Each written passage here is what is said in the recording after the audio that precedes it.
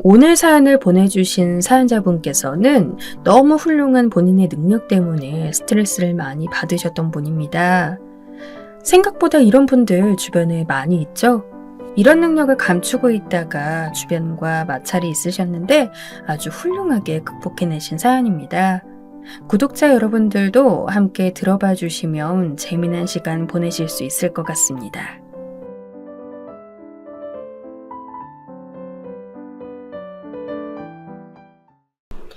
안녕하세요. 저는 40대 여성입니다. 서울 살고 있고요. 요즘 사연 유튜브 들으면서 재미 붙이다 보니 제 사연도 한번 보내보면 어떨까 싶어 써봅니다. 정작 쓰려니까 어디서부터 써야 할지 감이 잘 안 잡히네요. 저는 30 조금 넘어서 결혼했어요. 남들보다 이르지도 늦지도 않은 나이죠. 여러 가지 사정으로 인해 우울증이 있었고 그걸 극복해내느라 별다른 일은 하지 못했어요. 아시겠지만 성인이 되어 걸리는 우울증이라는 게 절대 치료하기 쉽지 않아요. 아무리 병원 다닌다고 해도 그게 신체의 병처럼 제대로 약 먹는다고 해서 싹 낫거나 그런 일이 별로 없거든요. 낫는 것 같다가도 다시 도지고 다시 더 나빠지고 이런 상황의 반복이라서 저는 무척 힘든 20대를 보냈어요. 남들이 들으면 배가 덜 고파서 우울증 같은 병에 걸린다 할지도 모르지만 전 어쨌든 굉장히 힘들었어요. 20대 시절 취직도 못하고 계속해서 우울감과 싸우다 보니 무력감이 무척 심했어요. 세월이 지나도 난 아무것도 못하겠구나.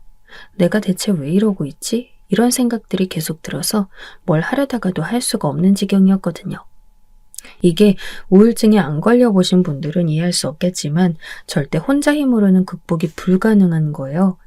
그래서 저는 종교라도 가져보려고 교회에 나갔어요. 20대 후반부터 교회에 의지하며 신앙을 갖기 시작했는데요. 그런데 거기에서 제 인생을 바꿔줄 만한 인연을 만났죠. 바로 지금의 남편이었어요. 남편은 정말 좋은 사람이에요. 지금 결혼한 지도 오래되고 있지만 지금까지도 똑같이 한결같은 좋은 사람이죠. 당시 취직도 못한 채 우울감에 젖어 힘들어하고 있는 저한테 아주 다정하게 다가온 사람이기도 했어요. 그 당시 남편은 교회에서도 혼자 겉돌던 저에게 와서 함께 차도 마시고 같이 성경 공부도 해줬어요. 저는 저한테 그렇게 다가온 사람이 전혀 없었기 때문에 의아했었죠. 왜 나한테 이렇게 잘해줘요? 하도 잘해주기에 한 번은 대놓고 그렇게 물어봤던 적이 있었어요. 내가요? 네, 되게 상냥하신 것 같아요. 저한테 이렇게 잘해준 사람 없었거든요. 글쎄요, 미영 씨가 좋아서 그런 것 같긴 한데. 남편은 웃으면서 그렇게 말했고 그 해맑게 웃는 얼굴에 전 가슴이 두근거리기 시작했죠. 그래서 저는 남편에게 점점 더 마음을 열고 깊이 의지하게 되었어요. 남편은 정말 좋은 사람이었고 그래서 저를 기꺼이 받아주면서 사랑해 주었죠. 그래서 결국 저희 둘은 결혼하게 되었어요. 남편이 계속 사랑한다고 결혼하자고 말해준 덕분에 우울증과 무기력감에 시달리던 저도 결혼을 결심할 수 있었죠. 스펙도 좋지 않고 이렇게 아무것도 가진 게 없는 여자를 데리고 살다니 정말 고맙다고도 생각했어요. 제가 자존감이 낮은 게 아니라 실제로 전 남편에 비해 가진 게 없었으니까요. 남편은 나름 괜찮은 회사 다니는 직원이고 돈도 제법 모아둔 아주 착실한 사람이었죠. 자기는 왜 나하고 결혼했어? 제가 그렇게 물으면 남편은 멋쩍게 대답하곤 했어요. 그게 이유가 필요해? 난 그냥 당신이 좋았어. 정말 최고의 남편이죠. 저도 알아요. 그래서 정말 고마웠고 감사히 여기며 살았어요. 저희 시댁 부모님도 되게 좋은 분들이거든요. 제 남편이 딱 시아버지 닮았다 싶을 정도로 인격자시고 워낙 마음도 넓고 부드러운 분들이에요. 그 덕분에 저는 낯선 환경에서도 결혼해서 우울증을 벗어나 살 수 있었죠. 저희 친정부모님은 좀 까다로운 분들이셨어요. 친정아빠가 사업을 하셨는데 워낙 성격이 까다롭고 강박증적인 부분이 있어서 가족들이 전부 힘들어했죠. 엄마도 마찬가지였고요. 그 사이에 태어난 저와 동생은 도리어 좀 자유로운 걸 갈망하는 성격이라 무척 트러블이 많았어요. 그래서 제 생각엔 제가 성격적으로 우울해지고 정신적으로도 침체되었던 것 같아요. 아무튼 20대가 정말 지옥 같았고 도리어 결혼한 30대 초반 이후 훨씬 정신적으로 안정되어 살 수 있었죠. 지금 생각하니 친정 부모님과도 참 많이 싸우긴 했네요. 특히 결혼 준비하던 때 너무 많이 싸웠어요. 대체 무슨 생각으로 그런 남자랑 결혼하는 거냐, 그런 집안 따위에 시집을 가는 거냐. 사실 전 정말 가진 게 아무것도 없는 개털이었거든요. 그런데 친정 부모님은 도리어 저희 남편과 시댁을 무시하면서 마음에 안 찬다고 타박을 너무 많이 하셨죠. 상견례 때도 예의 없이 구셔서 제가 민망해서 시댁 부모님한테 낯을 들지 못할 지경이기도 했고요. 얼마나 어처구니가 없던지. 시부모님은 그걸 다 이해해 주셨어요. 결혼 초 제가 나쁘끄럽게 시부모님 앞에서 술을 마셔서 취한 상태로 제 이야기를 다 했는데 저희 부모님에 대한 이야기까지도 죄다 털어놓은 적이 있었어요. 시부모님은 그 이야기를 제 술주정에 가까운 그 이야기를 전부 들어주시고 절 조용히 위로해 주셨었죠. 그런데 어떻게 제가 저희 시부모님을 사랑하지 않을 수 있을까요? 시아버지는 택시를 운전하셨고 시어머니는 간혹 아르바이트 개념으로 나가서 일하시는 분이었어요. 사실 시댁이 그렇게 잘 사는 편은 아니었죠.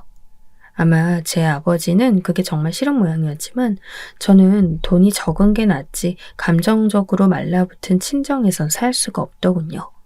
그런데 남편한텐 1살 터울의 남동생이 한 명 있었어요. 저한텐 시동생이죠. 이분이 남편보다 먼저 결혼했어요. 나중에 듣기로는 혼전 임신을 해서 급하게 결혼해야 했기에 어쩔 수 없이 형이 남편보다 먼저 결혼하게 되었다고 하더군요. 동서는 평범한 사람이었어요. 저보다 3살 아래라 아무래도 젊기도 하고 패션 센스도 있고 세련된 느낌의 여자였죠. 그리고 애를 빨리 낳아서 기르고 있어서 딱 그 나이 때 젊고 세련된 애기 엄마란 느낌이 있었어요. 시댁에서 제일 싫은 사람을 꼽자면 동서였어요. 제가 손윗사람인데 본인이 먼저 결혼해서 이 집안에 들어왔다는 이유로 자기가 손윗사람처럼 굴곤 했어요. 그리고 틈날 때마다 시간제 학원 강사로 아르바이트처럼 일을 나가곤 했는데 그 때문에 전업주부로 집안에 들어앉은 저를 무시할 때가 많았죠. 지금도 그때가 기억나네요. 동서는 제가 전업주부이기 때문에 굉장히 무능력한 사람이라고 생각하곤 했어요. 어느 날은 동서가 친구들과 같이 제주도 놀러 갔다 오면서 스카프를 사줬어요. 뭐 제주도 여행 정도면 아무것도 사오지 않아도 별말 안 했을 텐데 그래도 생각해서 스카프까지 사다 주었으니 고마운 일이었죠. 시어머니한테도 1장, 저한테도 1장 사다 주더군요. 그런데 색깔이 제 스타일에는 너무 튀는 거예요. 꼭 감귤색처럼 아주 밝은 오렌지 빛이었어요. 어머, 동서 정말 고마워. 예쁘죠? 그거 진짜 실크예요. 저렴하게 사긴 했는데 질은 좋아요. 만져보시면 아시겠지만 톡톡하기도 하고 감 그렇게 두터운 게 좋은 실크예요. 동서는 제가 실크 스카프를 못 만져봤을 거란 전제하에 그렇게 말했어요. 물론 제가 뭐 스카프라든가 패션에 관심 있는 사람은 아니었지만 그렇다고 해서 완전히 문외한도 아니었어요. 제가 웃으면서 알았다고 고개를 끄덕였는데 동서가 이번에는 시어머니한테 또 그러는 거예요. 어머님 이거 함부로 빠시면 안 돼요. 다림질하셔도 안 되고요. 아, 그래? 이거 실크라 완전 조심하셔야 해요. 항상 가능하면 때 안 타게 조심해서 쓰세요. 이거 싸게 샀다고 해도 완전 비싼 거거든요. 아시겠죠? 동서는 시어머니한테도 가르치는 투로 말했어요. 아니 솔직히 옷감 다루는 거야 시어머니가 더 잘 아시지 젊은 동서가 잘 알까요? 싫은 소리 하고 싶은데 솔직히 지금은 선물까지 사가지고 온 상황이니 그냥 입을 다물었어요. 시동생이 그렇게 막 돈을 잘 버는 타입은 아니라 동서가 학원까지 출강하며 추가로 돈을 버는 터라 그리 넉넉지도 않을 텐데 굳이 이렇게 스카프까지 사오고 제주도로 호화여행 다녀오는 것도 이해가진 않더군요. 아유, 알았다. 고마워. 근데 내가 평소에 스카프를 안 해봐서 잘 하고 다닐지 모르겠구나. 시어머니는 웃으면서 말씀하셨어요. 시어머니 말씀도 맞았죠. 시어머니는 거의 보통 노년의 여성들처럼 옷을 입고 다니셨어요. 보통은 시장에서 사 입고 다니셨고 멋을 낸다고 내셔도 그냥 조촐하게 단정한 옷 차려 입으시는 게 끝이었죠. 스카프나 귀걸이나 목걸이나 그렇게 화려한 액세서리는 거의 하지 않는 편이셨어요. 아, 진짜. 하여간 어머님도 형님도 너무 패션에 센스가 없으세요. 취향도 좀 촌스러우시고. 걱정 마시고 이리 오세요, 어머님. 제가 해드릴게요. 하필 동서가 어머님께 선물한 스카프는 빨간색이었어요. 대체 누가 센스가 없는 건지. 어머님 건 새빨간색, 제 거는 진한 노렌지색. 대체 이걸 어디다가 어떻게 매치해서 쓰라는 건지 알 수가 없었어요. 하지만 동서는 자랑스럽게 시어머니의 목에 스카프를 해주었는데 솔직히 말하면 북한에서 간 내려온 탈북 학생처럼 보였어요. 아유, 얼굴 엄청 화사해 보여요, 어머님. 동서는 그 꼴을 만들어 놓고도 자랑스럽게 말했어요. 전 그러고 싶진 않아서 애매하게 웃고 있는데 동서가 제 스카프도 집는 거예요. 형님도 제가 해드릴게요. 형님도 이거 매보신 적 없으시죠? 그럴 것 같아. 아니야, 동서. 난 그냥 내가 가져가서 해볼게. 아우, 이리 오세요. 어차피 모르시잖아요. 가르쳐 드릴 때 배우세요. 아, 동서. 저한테 억지로 목에 스카프를 매주려고 하는데 시뻘건 스카프를 메고서 억지로 웃고 있는 시어머니를 보자니 이건 정말 아닌 것 같았어요. 그리고 스카프 하나 멜 줄 모르는 바보 취급하는 동서한테도 좀 화가 났고요. 아니야, 동서. 이거 좀 색깔이 내 취향은 아닌 것 같아. 말은 똑바로 해야지. 진짜 그건 아닌 것 같았어요. 고맙긴 한데 내 취향은 아니야. 이거 동서가 쓰면 안 될까? 마음만 받을게. 어머, 형님. 이 예쁜 색이 취향이 아니시라고요? 동서는 너무 놀랍다는 듯한 반응이었어요. 그럴 거면 네가 쓰라는 말을 곱게 돌려있는데도 못 알아듣는 것 같았죠. 동서는 한참이나 고개를 갸웃거렸어요. 하긴 형님 취향이 좀 그렇긴 하죠, 항상. 내 취향이 뭐? 아니요, 좀 그렇잖아요. 예스럽다고 해야 할까? 동서가 그렇게 말하면서 웃는데 은근히 기분이 나빴어요. 아니, 제 취향이 어때서? 그리고 제 취향이 어떻든 본인이 뭐라고 참견한단 말인가요? 솔직히 불쾌했어요. 내 취향이 예스럽다고? 어디가 어때서 그래? 그리고 그냥 내 취향이니까 간섭하지 마. 아유, 알았어요, 형님. 이 색 싫어하시는 거 보니까 알만하다. 다음부턴 형님한테 어울리는 걸로 사다 드릴게요. 됐죠?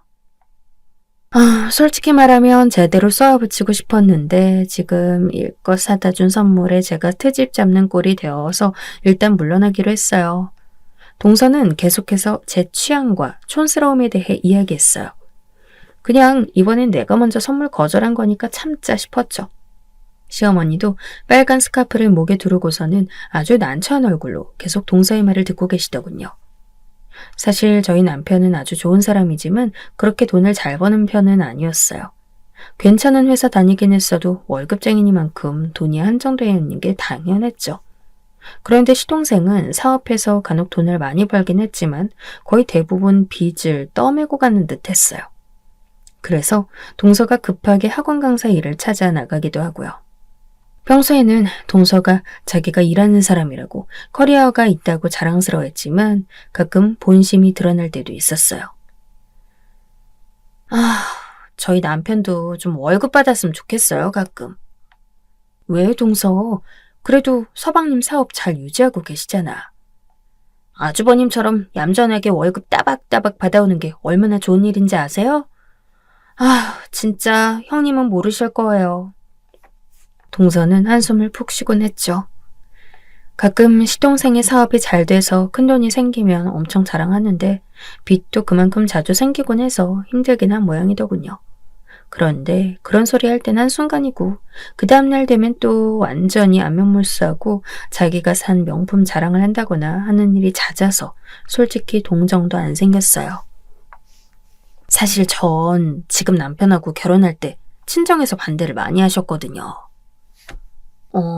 동서 그랬구나.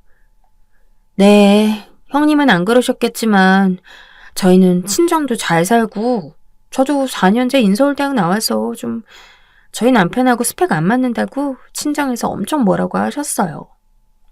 뭐 저희 친정도 그러긴 했지만 동서한테 굳이 그런 이야기 하고 싶지 않아서 그냥 입을 다물었어요. 동서는 사업을 못하는 남편과 만나서 사는 게 얼마나 힘든 일인지를 한참 토로하다가 그런 소리를 하더군요. 아휴, 형님처럼 그냥 고등학교만 졸업하고 돈 좀 벌다가 결혼할 걸 그랬어요. 그래도 아주버님처럼 좋은 성실한 사람 만나서 살 수 있는데 말이에요. 어? 솔직히 좀 어이가 없었어요. 아니, 지금 고졸이라고 대놓고 무시하는 것도 아니고 저런 말이 대체 무슨 뜻인지, 그리고 제가 고졸이라고 확신하는 이유가 뭔지도 모르겠더군요. 저는 남편한테도 제 학력에 대해 말하지 않았어요. 그렇잖아요. 저는 고등학교 때 공부 열심히 해서 4년제 인서울 들어갔지만 결국 뭐 형님이나 비슷한 처지잖아요. 형님은 그냥 고등학교 잘 나오시고 대학은 안 갔어도 좋은 남편 만나 편하게 살고 있고요. 아, 그런가? 어처구니가 없어 말도 안 나왔어요. 이런 사람하고 굳이 더 말을 섞기가 싫어서 저는 해명하지 않고 그냥 입을 다물었어요.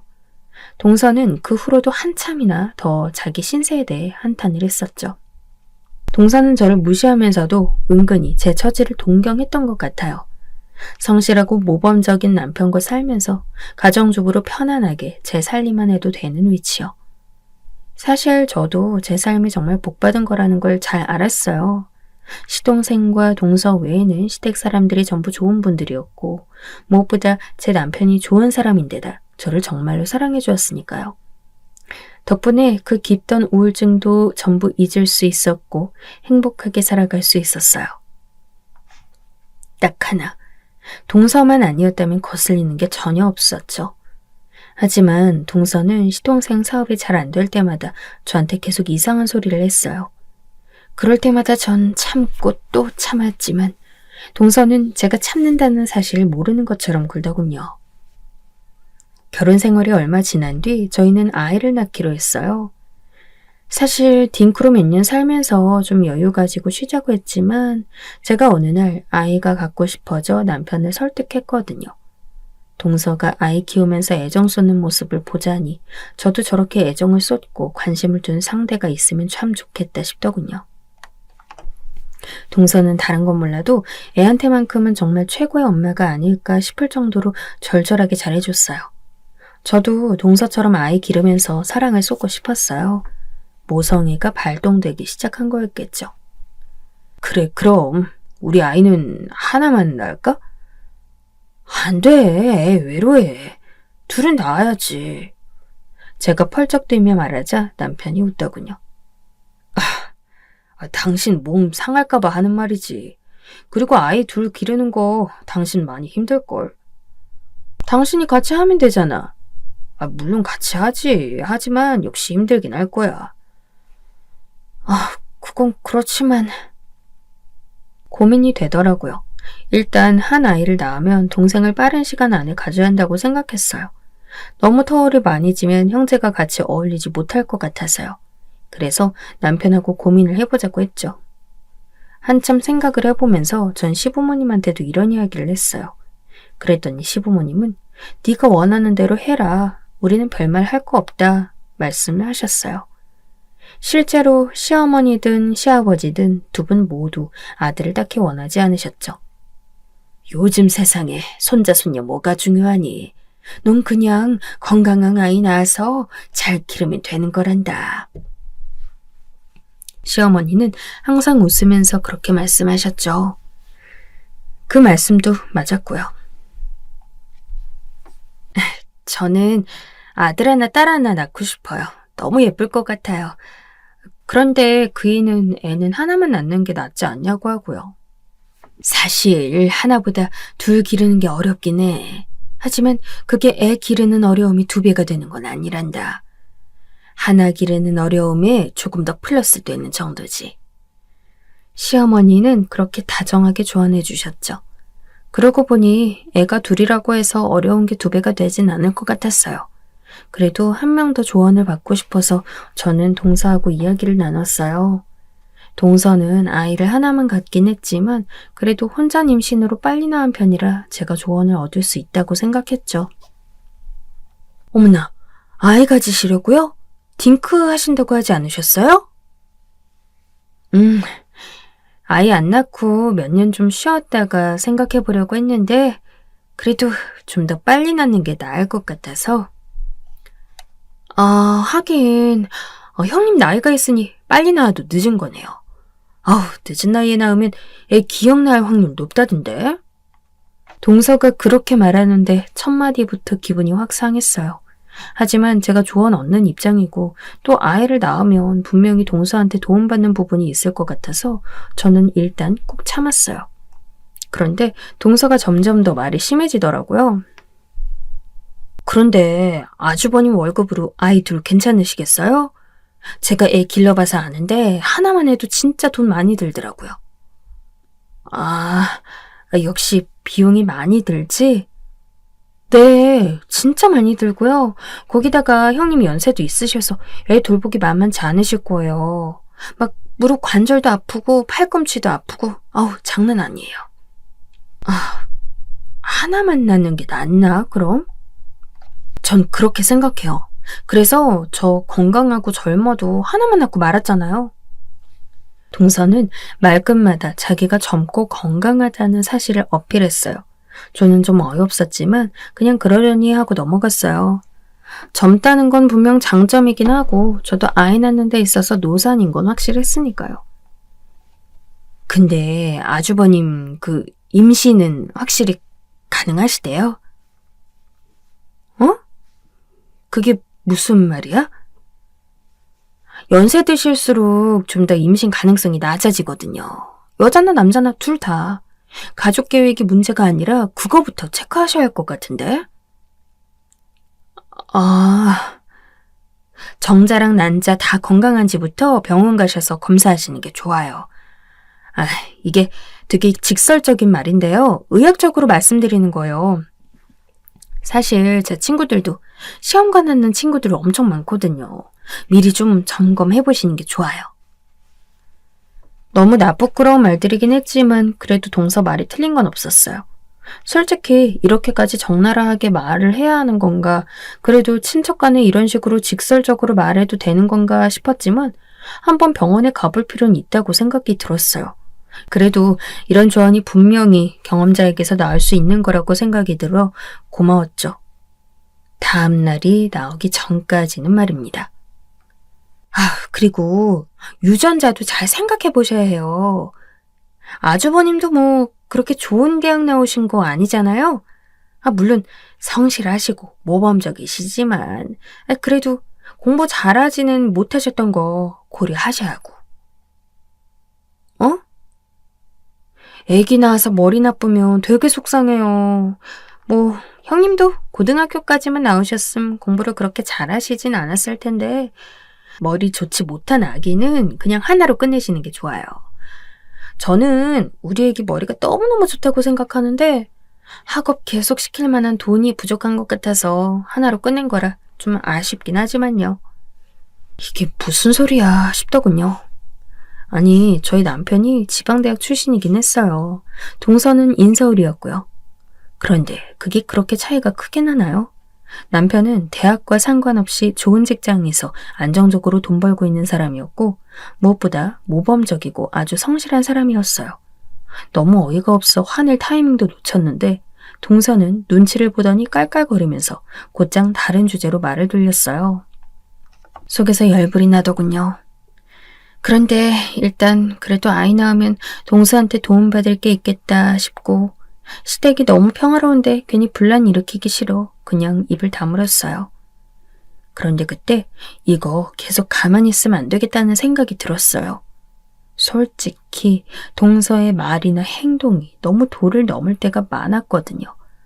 저도 그렇게 얌전한 성격은 아닌데 그저 시댁 부모님과 저희 남편이 너무 좋아서 제가 얌전히 있으니 동서가 아주 한도를 모르고 말을 막 하는 것 같더군요. 저는 집에 와서 남편한테 그런 이야기들을 전부 했어요. 남편은 좀 심각한 얼굴이 되더군요. 아니, 재수 씨가 자꾸 왜 그러지? 몰라. 본인이 인서울대학 나왔다는 게 인생에서 이룩한 전부인가 봐. 정말 그런가 보네. 좀 적당히 좀 하지. 당신이 이렇게까지 참아주고 있는데 말이야. 내 말이. 제가 화를 내니까 남편은 절 끌어안으면서 괜찮다고, 화내고 싶으면 그냥 화내라고 말해주었어요. 동서에 대해서 제가 참기만 하는 게 안타까운 것 같더군요. 그래도 저는 남편의 얼굴을 봐서, 그리고 저희 사랑스러운 시부모님 얼굴을 봐서 화를 내고 싶지 않았어요. 그리고 굳이 동서하고 사이가 나빠지고 싶지도 않았고요. 그런데 동서가 그렇게 두지 않더군요. 그러던 와중 또 사단이 일어났어요. 전 이래 보여도 책에 관심이 좀 많은 편이었어요. 그래서 집에 책을 많이 사서 보관하면서 읽었고 그중엔 원서도 있었죠. 동서가 하루는 저희 집에 와서 둘러봤는데 책장을 보다가 깜짝 놀라서 눈을 크게 뜨더군요. 어머, 영어 원서도 있네요? 그냥 사놨어. 해리포터네? 재밌겠다. 그런데 이거 사놓으면 누가 읽어요? 아주버님 이거 읽으실 수 있어요? 정말 순수하게 궁금하다는 듯한 말투라 저는 화를 내야 하는지 아니면 그냥 순수하게 대답을 해줘야 하는지도 모르겠더군요. 아니, 해리포터 정도 되는 원서, 적당히 영어 교육 받은 사람이면 천천히라도 읽을 수 있는 거 아닌가요? 그리고 그게 읽는 용이 아니라 공부용일 수도 있잖아요. 왜 저런 소리를 하는지 정말 그 심리를 이해를 못하겠더라고요. 그냥 표지도 예쁘고 해서 사놨어. 동서의 물음에 굳이 대답해주기도 싫어서 전 이렇게 돌려서 대답했어요. 그랬더니 동서가 희죽거리면서 웃고 갑자기 책장을 샅샅이 보더니 해리포터와 영어 원서 동화책 몇 개를 골라서 꺼냈어요. 그건 왜 꺼내? 형님, 이거 저희 주세요. 이 집에선 읽을 사람 없겠지만 저희 애는 영어 잘하거든요. 이거 읽힐 수 있을 것 같아요. 뭐? 저는 너무 뻔뻔한 동서의 말에 어처구니가 없어서 빤히 동서를 바라봤어요. 하지만 동서의 얼굴 표정은 하나도 어두운 기색이 없더군요. 빌려달라는 것도 아니고 아예 달라니 대체 어디서 저런 뻔뻔함이 나오는 건가 궁금할 지경이었죠. 안 돼. 그거 양장본이라서 비싸게 주고 산 거야. 형님, 이거 책은 읽는 용이에요. DP용이 아니라고요. 뭘로 쓰든 그건 내 마음이지. 안 그래, 동서? 애한테 원서 읽히고 싶으면 사서 읽혀. 남의 책 탐내지 말고. 저는 화가 나서 전에 없이 냉정하게 끊어내고 책을 뺏어서 다시 책장에 꽂아놨어요. 동서는 황당하다는 얼굴이 되더니 곧 표정을 굳히고는 쌩하니 나가버리더군요. 저는 그 일은 그렇게 마무리되는 줄 알았어요. 그런데 며칠 뒤 동서한테 전화가 오더라고요. 형님, 저 지금 집에 가도 되나요? 집에? 나 지금 집에 있긴 한데. 저희 애랑 가려고요. 뭐? 갑자기 동서네가 애랑 같이 온다니 좀 황당했지만 전 일단 오라고 했어요. 저도 집에 있는데 굳이 오지 말라고 할 이유가 없었거든요. 그런데 동서는 현관문을 열고 조카를 데리고 들어오더니 곧장 싱글벙글 웃으며 애 손을 놔줬어요. 애는 5살이라 아직 아무것도 모를 때였죠. 자자, 가서 빨리 책장 봐봐. 그런데 그 아무것도 모르는 어린이한테 동서가 책장에 가라고 재촉하는 거예요. 조카는 뒤뚱거리면서 빠른 걸음으로 달려가 책장에 매달렸죠. 동서는 제 눈치를 보다가 조카 손에 원서 몇 권을 쥐어주었어요. 제가 아끼고 애정하는 양장판의 비싼 원서였죠. 이거 우리 애가 너무 좋아해요, 형님. 저렇게 좋아하는 거 봐. 조카는 뭣도 모르고 동서가 쥐어준 책을 들고서 이리저리 흔들면서 책을 읽었어요. 저러다 찢어지겠다 싶어 불안했지만 애기가 하는 일을 가지고 뭐라고 하기엔 제가 너무 쪼잔한 인간 될 것 같아서 가만히 있을 수밖에 없었죠. 제가 불안한 기색으로 애를 쳐다보고 있으니까 동서가 깔깔 웃더군요. 형님, 저희 애가 조기 교육을 받아서요. 애가 영어를 잘해요. 아, 그래? 네. 조금만 지나면 곧 아주버님하고 형님한테 저 책 번역해서 알려드릴 수도 있을걸요? 그래. 네. 그러니까 저 책 주세요. 우리 딸한테 형님 영어도 배울 기회 없고 좋잖아요. 순간 머리가 아찔할 만큼 화가 났어요.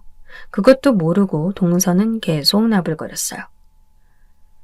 사실 이 집안에서 누가 영어 원서를 읽겠어요. 애기 가진다 하셔도 그 애도 형님이나 아주버님하고 비슷할 텐데 결국 저거 그냥 폐지될 거예요. 그냥 원서 주시고 나중에 애한테 영어 배우세요. 우리 애도 열심히 가르쳐 줄 거니까요. 저기 동서. 머리가 아프더군요. 하지만 동서는 제 기색도 무시한 채 해맑게 웃으면서 자기 애가 제 원서를 마구 다루는 걸 보고만 있었어요. 제가 준다고 말할 때까지 기다릴 모양인 것 같더군요. 동서, 인서울대학 나왔다고 했던가? 머리가 너무 아파서 전 한참을 머리 잡고 있다가 말했어요. 전 솔직히 학벌 이야기 되게 싫어하거든요. 그런데 이렇게까지 나오니까 말을 할 수밖에 없었어요. 네네, 나름 괜찮은 곳이죠. 국어 국문학과라서 책 진짜 많이 읽었고요. 학벌 이야기가 나오자마자 동서의 얼굴이 밝아졌어요.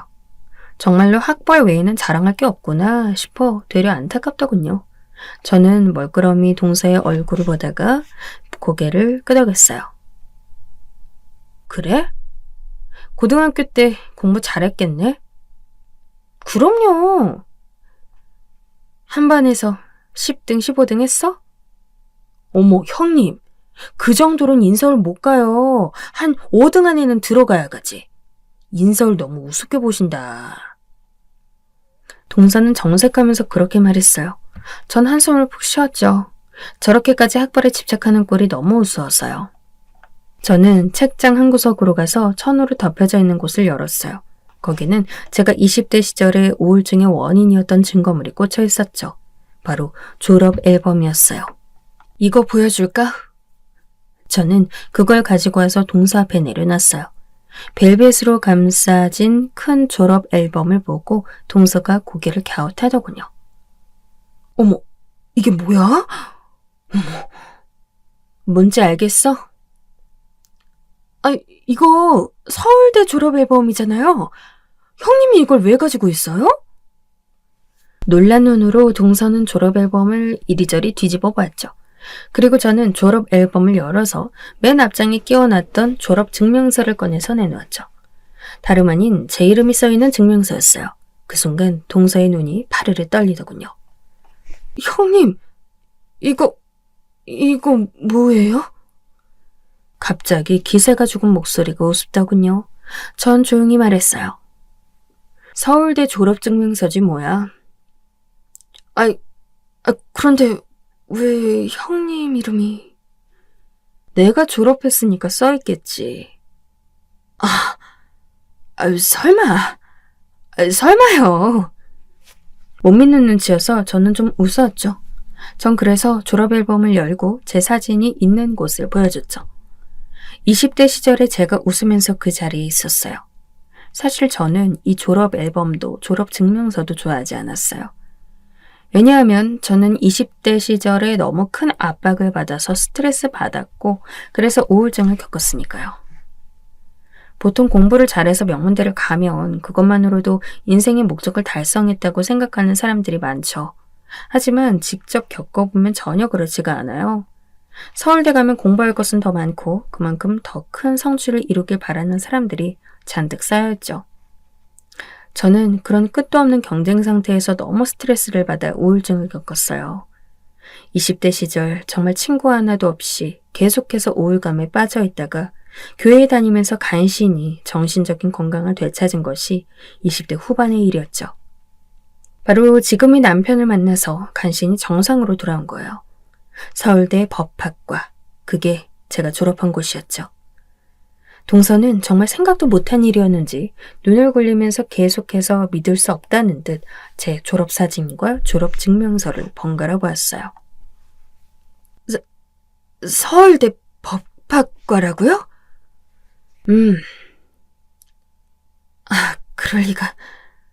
그럴 리가요. 왜 말씀 안 하셨어요?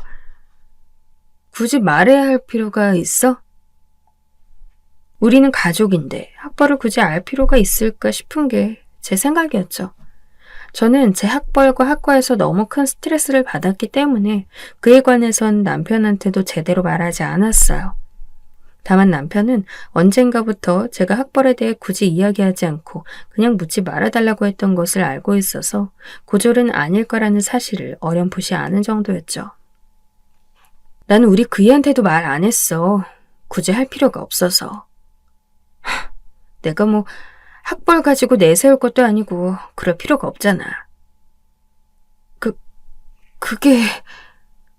동서, 인서울대학 되게 자랑스러웠나 봐. 그치? 제가 동서를 노려보면서 말하자 동서는 너무 당황해서 말을 더듬었어요. 당연히 당황스럽겠죠. 그렇게나 그동안 인서울대학으로 자랑질 쳐놨는데 정작 제가 서울대 법학과 출신이라니 말이에요. 나 한 번도 학벌로 자랑하겠다는 생각 해본 적 없어, 동서. 네. 그런데 그런 생각을 하게 만드네. 동서, 사람이 그러면 못 쓰는 거야. 저는 천천히 동서한테 그렇게 말했어요. 어느새 조용해진 자기 엄마를 아는지 조카는 눈치를 보면서 자기 엄마한테 왔어요. 원서를 쥐고 있길래 저는 그 원서를 조용히 빼앗아 자리에 놓았죠. 이 원서 당연히 내가 읽는 거야. 잘 모르겠지만 난 책 읽는 거 굉장히 좋아하거든. 이해하기 힘들지? 아니요 형님. 그리고 지금 번역가 준비도 하고 있고. 그런데 죄송해요 형님. 5살짜리 조카한테 영어 배우라는 말도 듣고 참 별소리 다 듣는다. 그치? 제가 쏘아붙이듯이 말하자 동서의 고개는 점점 더 아래로 내려갔어요. 사실 누가 봐도 말이 안 되는 상황이긴 했죠. 제가 가만히 앉아 노려보고 있자 동서는 점점 더 어쩔 도리를 모르겠다는 듯이 쩔쩔맸어요. 내가 어지간하면 이런 소리 안 하려고 했어. 하지만 정말 참기 많이 힘드네. 네. 누군가한테는 그 학벌이 참 형벌처럼 버거운 걸 수도 있어. 동서, 난 서울대 학벌이 싫어서 우울증까지 왔으니까. 동서는 이해하지 못하려나? 그럴 수도 있겠네. 인서울대학 정도는 학벌이 싫어서 우울증 올 일은 없겠지. 솔직히 학벌로 이런 식으로 말하는 거 너무 유치하다는 생각은 들었어요. 저도 평상시에 이런 대화를 너무너무 싫어했고요. 죄송해요. 결국 동서는 망설이면서도 우물쭈물 사과를 꺼내놓았어요. 뭐가 미안한데? 그게... 잘못된 거 알고는 있었던 거지? 동서는 얼굴이 창백해져서 고개만 숙이고 있었죠. 동서처럼 멀쩡한 사람이 학벌로 사람 무시하는 게 잘못되었다는 사실을 모를 리가 없겠죠. 동서는 계속해서 미안하다고 고개를 숙였어요. 조카도 뭔가 분위기가 이상하다 여겼는지 제 엄마한테 가서 치맛자락을 붙들더군요. 사실 그 어린애가 무슨 죄가 있어요. 그저 그 애를 데리고서 사람 약 올리려고 했던 어른이 잘못인 거죠. 그래서 저는 조카를 달래서 제 옆에 앉혔어요. 아이는 그래도 영어 원서 동화책을 펼쳐주었더니 조금씩이나마 흥미를 가지며 있더군요. 나중에 얘 조금 더 크고 나면 영어 과외 정도는 해줄게, 동서. 네. 동서는 국문학 전공이니까 영어는 내가 나을 거야. 이래봬도 지금 번역가 준비하고 있는 중이니까. 네. 정말 잘못 걸렸다는 표정이 동서의 눈에 지나갔어요. 서울대 법학과를 나왔다는 건 솔직히 말하면 다른 어떤 방면으로든 공부론 지지 않을 자신이 있다는 뜻이기도 했어요. 번역가도 정말 힘든 일이지만 저는 그래도 열심히 준비한 지 꽤 오래된 편이라 자신 있었죠. 남편한테도 말하지 않고 낮에 원서로 공부하면서 준비했으니까요.